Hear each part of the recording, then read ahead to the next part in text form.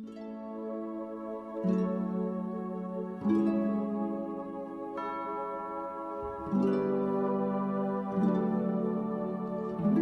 Ibu, firman Tuhan pagi hari ini kita renungkan di dalam tema Allah yang tidak tertidur. Setelah ketika kita masih kecil dan anak-anak kecil pada umumnya, mereka merasa takut kalau ditinggal atau kehilangan orang tuanya di tempat umum. Lagi jalan-jalan begitu ya, mungkin ke supermarket lagi belanja dengan orang tuanya, tiba-tiba karena mungkin dia asik melihat satu mainan atau ikan hias mungkin begitu ya, matanya terpaku ke sana tanpa sadar papa mamanya udah jalan jauh. Dia masih nontonin itu ikan atau masih ngeliatin itu mainan begitu ya. Tiba-tiba ketika dia sadar orang tuanya sudah tidak bersama dengan dia. Lalu tiba-tiba ada rasa panik, ada rasa takut dan menangis. Secara umumnya anak kecil akan merasa takut kalau tertinggal di tempat umum. Tiba-tiba dia nggak melihat papa mamanya, dia tidak melihat keluarganya atau orang yang dikenalnya. Panik, menangis karena takut. Tetapi begitu dia melihat kembali papa mamanya gitu ya, walaupun dimarahin sama papa mamanya, aduh kamu kenapa nggak pegang tangan papa atau nggak pegang tangan mama, lain kali harus pegang erat-erat begitu ya. Walaupun diomelin, walaupun dimarahin, tetapi ketika kita melihat wajah orang tua kita, rasanya lega kembali, rasanya senang kembali, karena kita udah nggak kehilangan lagi. Kita udah melihat pribadi yang kita kenal lagi, yaitu orang tua kita. Bapak Ibu, ketika kita menjalani kehidupan kita, ketika kehidupan kita berjalan dengan lancar, ketika kehidupan kita berjalan sesuai dengan rencana kita, apa yang kita harapkan terwujud, sudah mudah untuk kita berpikir, tuh Tuhan menyertai kita, Allah beserta dengan kita. Tetapi ketika ketidakadilan terjadi dalam hidup kita, ketika pergumulan atau musibah itu melanda kehidupan kita, apalagi ketika pergumulan itu terjadi di dalam waktu yang sangat lama dan nggak selesai-selesai sampai saat ini, sudah mudah sekali hal itu membuat kita berpikir, Allah di mana?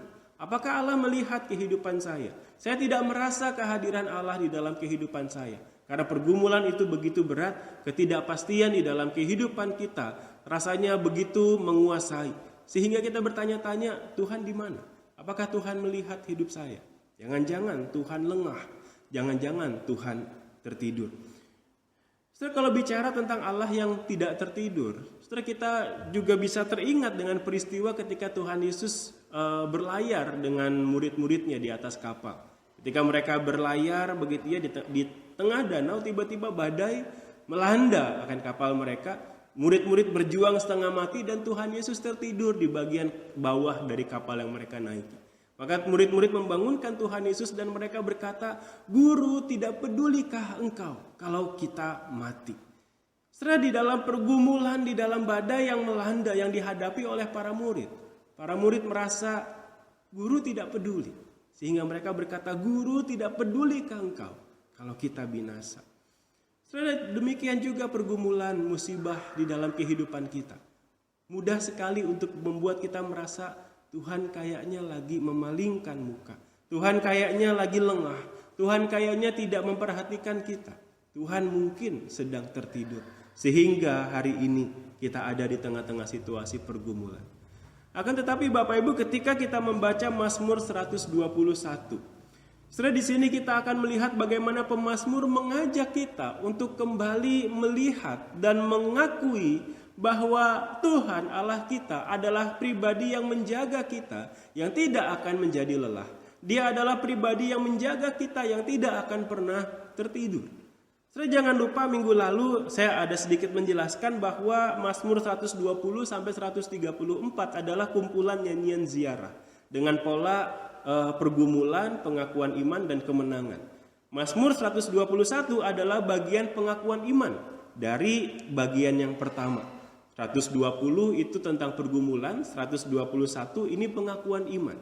Setelah di sini kita akan melihat bagaimana pemazmur menyatakan pengakuan imannya. Setelah dia mencurahkan isi hatinya, mencurahkan pergumulannya di 120, di 121 dia menyatakan pengakuan imannya bahwa Tuhan adalah penjagaku yang tidak akan tertidur. Saudara, kalau kita melihat Mazmur 121, Di dalam Mazmur 121 ini kita melihat bagaimana pemazmur menonjolkan keyakinannya akan pribadi Tuhan sang penjaga yang tidak pernah tertidur itu.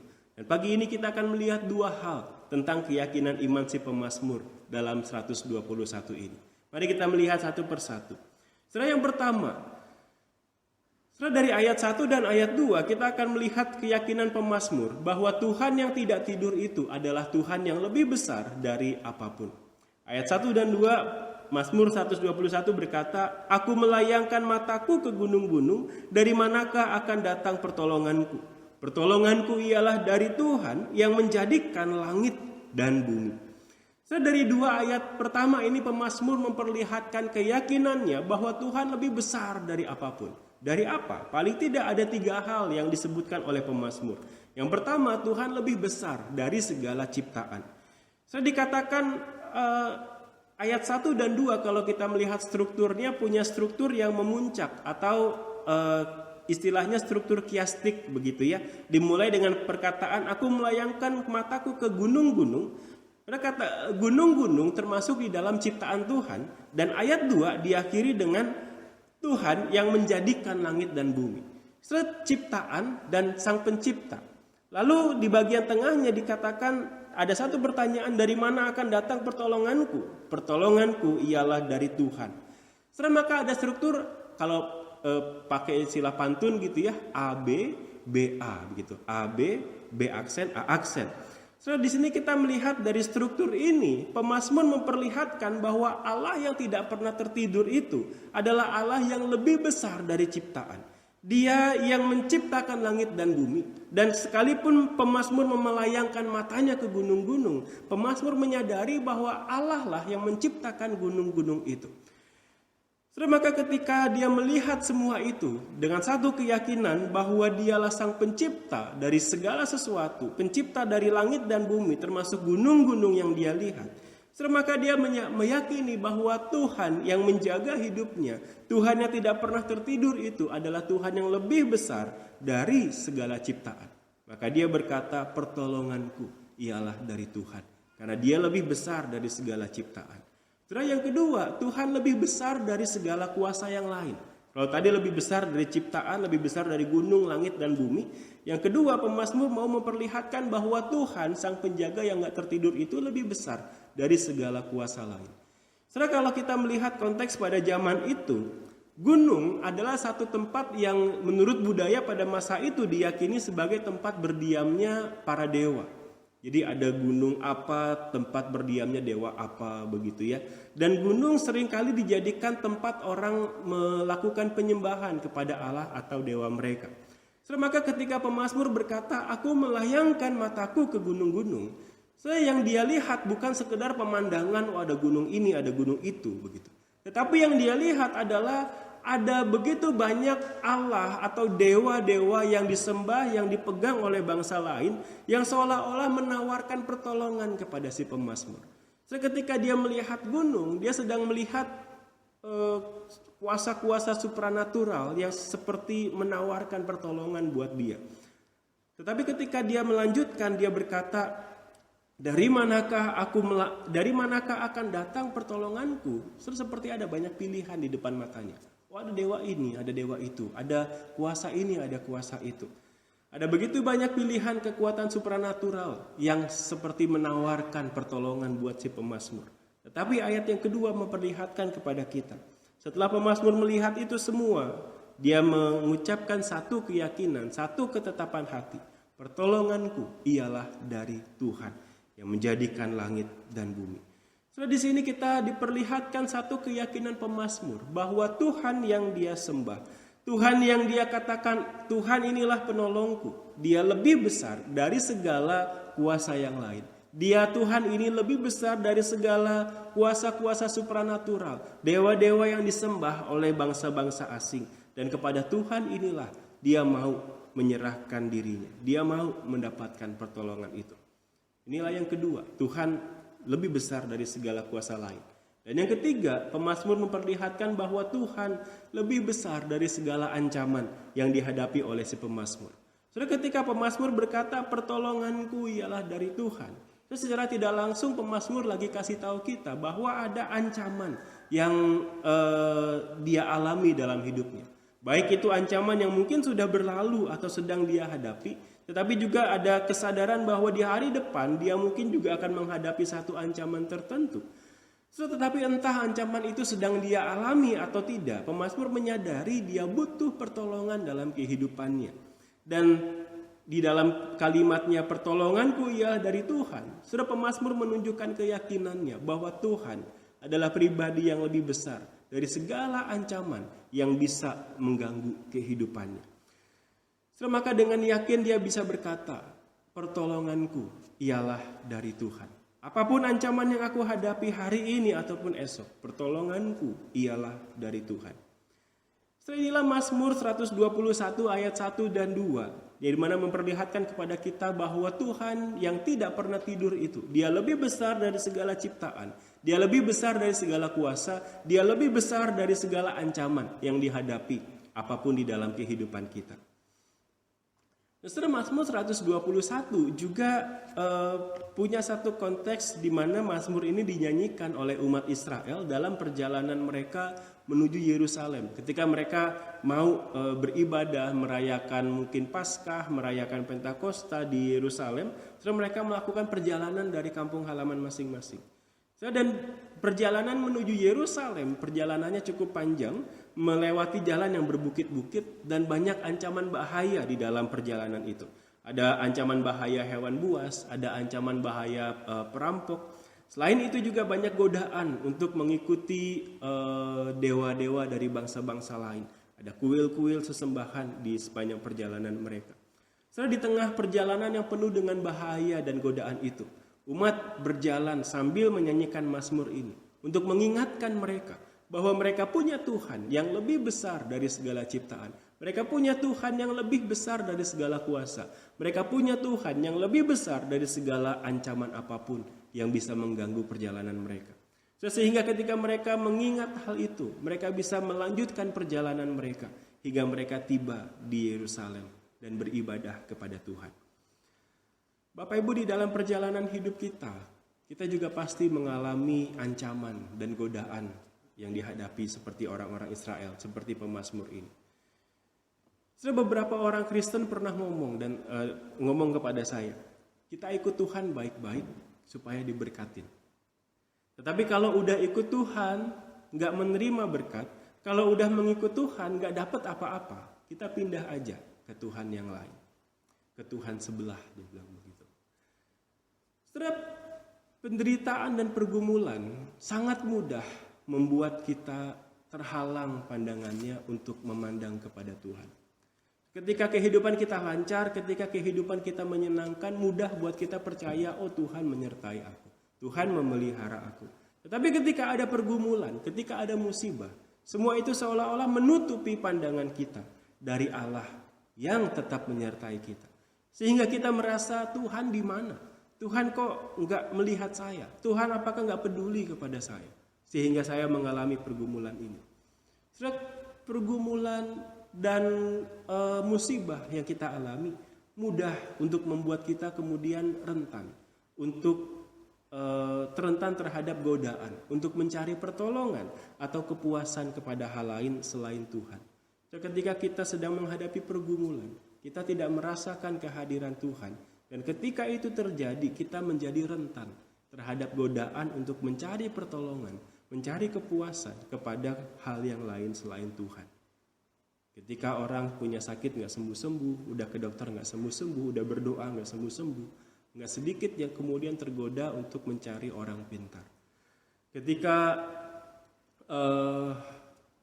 kehidupan kita sudah tidak menolong lagi, tidak memuaskan lagi, tidak menyenangkan lagi, kita tidak mendapatkan kepuasan di dalam kehidupan kita, tidak sedikit kemudian orang yang lari ke dalam narkoba, yang lari ke dalam seks bebas. Setelah ketika kehidupan ini tidak lagi sesuai yang kita harapkan, pergumulan musibah terjadi, kita tidak merasakan hadirat Tuhan.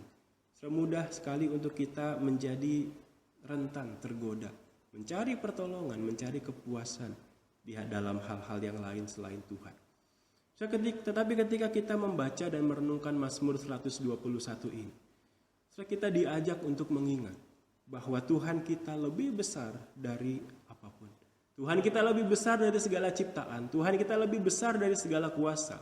Tuhan kita lebih besar dari segala ancaman yang mengganggu kehidupan kita. Sehingga bersama dengan pemazmur, biarlah kita menyatakan juga iman kita bahwa pertolonganku datangnya dari Tuhan, pencipta langit dan bumi.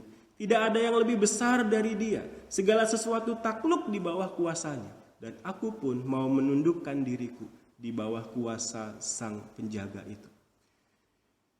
Setelah inilah ajakan Sang Pemazmur buat kita untuk memiliki satu keyakinan iman bahwa Tuhan kita, penjaga yang tidak pernah tertidur, itu lebih besar dari apapun. Oleh karena itu mari kita menundukkan diri kita di bawah kuasanya. Mari kita menundukkan diri kita di bawah perlindungannya. Setelah bagian yang kedua dari Mazmur 121 ini ayat 3-8, pemazmur menyatakan keyakinannya yang kedua, bahwa Tuhan yang tidak tertidur itu adalah Sang Penjaga yang dekat, yang setia, dan yang tidak pernah terlelap.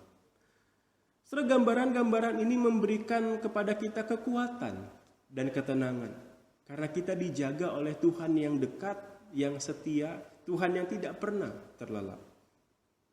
Akan tetapi saudara, kita harus hati-hati supaya ketika kita mengingat bahwa Tuhan penjaga kita adalah penjaga yang dekat, setia, tidak pernah terlelap, jangan sampai kita jatuh ke dalam pengertian yang keliru.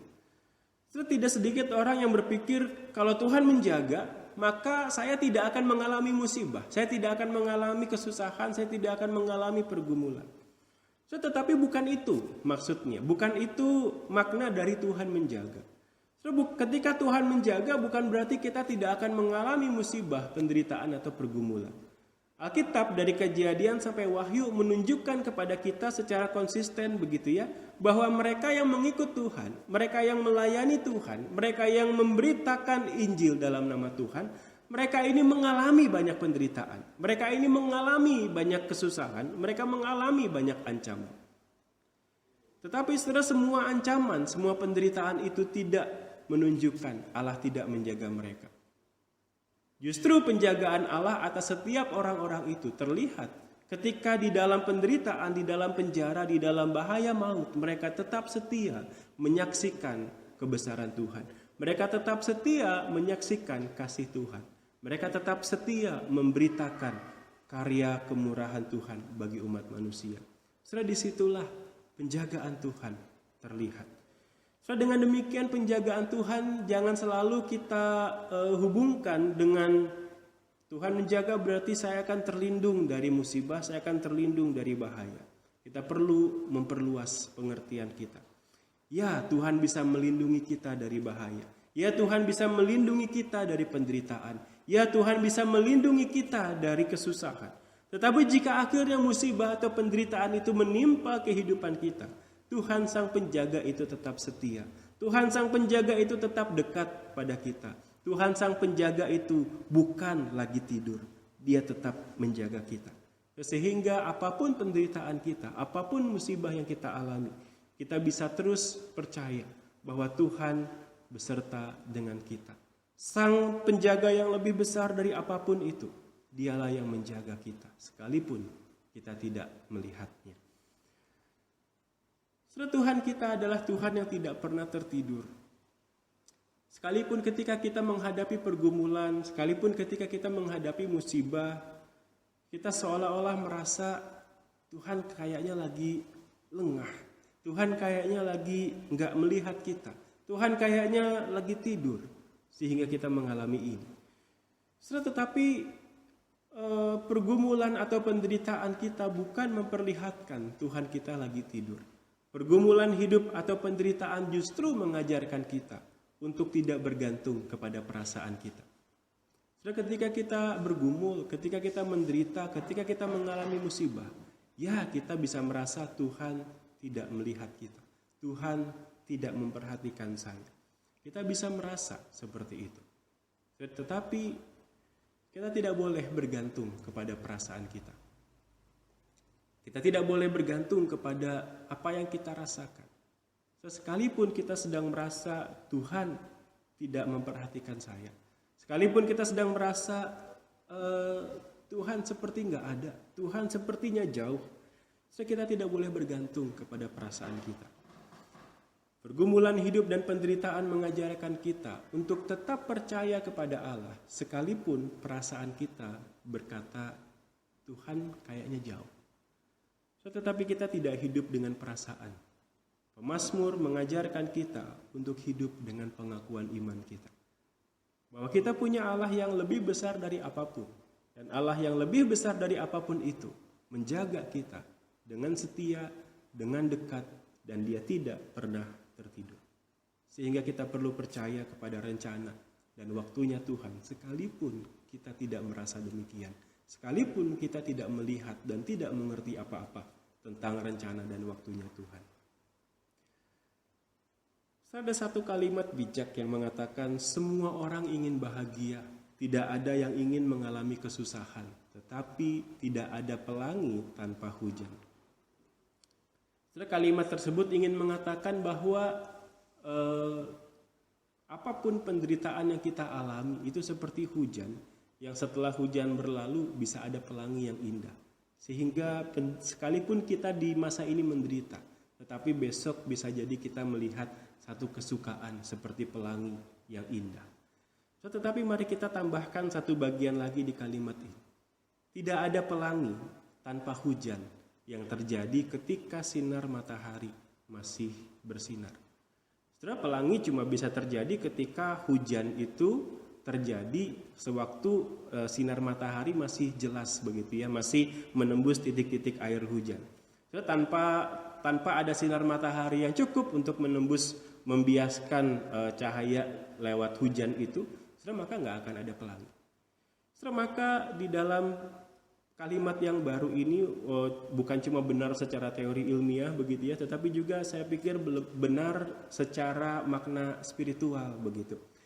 Ketika kita menghadapi penderitaan atau pergumulan seperti hujan yang membuat kita tidak bisa melihat sesuatu yang indah begitu ya, akan tetapi tetaplah percaya bahwa Allah itu masih menyinari, Allah itu masih menjaga kita, Allah itu masih ada bersama dengan kita.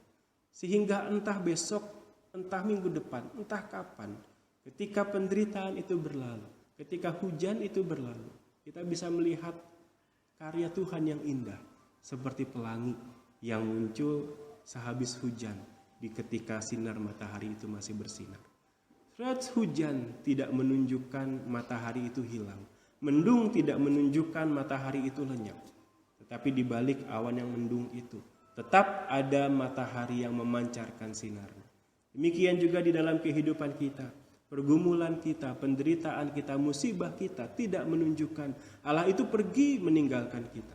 Sebaliknya, pergumulan, penderitaan, musibah, apapun itu, semua itu mau Tuhan pakai untuk mengajarkan kita, untuk tidak bergantung kepada perasaan kita, untuk tidak bergantung kepada apa yang kita pikirkan, apa yang kita rasakan.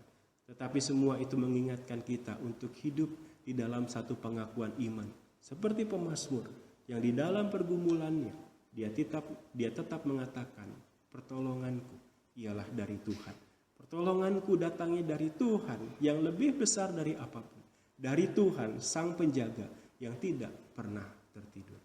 Kiranya firman Tuhan mengingatkan kita bahwa kita tidak pernah sendirian. Apapun yang kita rasakan, sesulit apapun penderitaan hidup kita, Allah Sang Penjaga itu, Dia pribadi yang lebih besar dari apapun. Dan Dia tidak pernah tertidur. Dia selalu dekat dengan kita. Dia selalu setia menjaga setiap kita anak-anaknya. Oleh karena itu biarlah kita setia di dalam mengikut Tuhan dan menghidupi pengakuan iman kita sebagai umatnya. Mari kita tundukkan kepala kita berdoa.